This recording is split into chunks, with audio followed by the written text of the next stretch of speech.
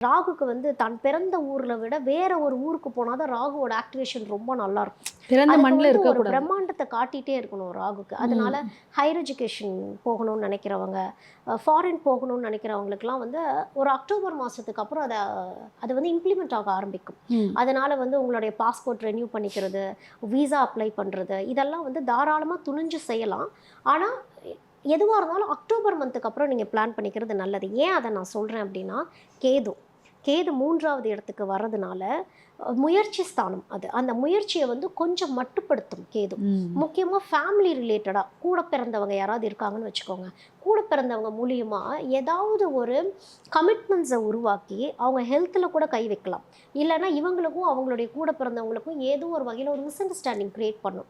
இதனால இவங்களுடைய பயணம் கொஞ்சம் தடைப்படுறக்கான அமைப்பும் இருக்கு. ஏதோ ஒரு காரணத்தினால. இல்ல இப்ப நானும் இந்த ஊர்ல இல்ல, நீயும் இந்த ஊர்ல இல்ல. யார் நம்ம அம்மா, அப்பாவ பார்த்துக்கிறது? நீ இரு. அப்படின்னு சொல்லக்கூடிய ஒரு வாய்ப்போ, இல்ல வீட்ல யாருக்காவது உடம்பு சரியில்லாம போகக்கூடிய ஒரு வாய்ப்பு வரப்போ, இவங்க இருந்து பார்க்குற மாரி. அதாவது வெளிநாடு போகணும்னு முயற்சி பண்ற நேரங்கள்ல. அதனால தான் ஒரு அக்டோபருக்கு அப்புறம் நீங்க பிளான் பண்றீங்க அப்படின்னா, பயணம் நல்லாருக்கும்.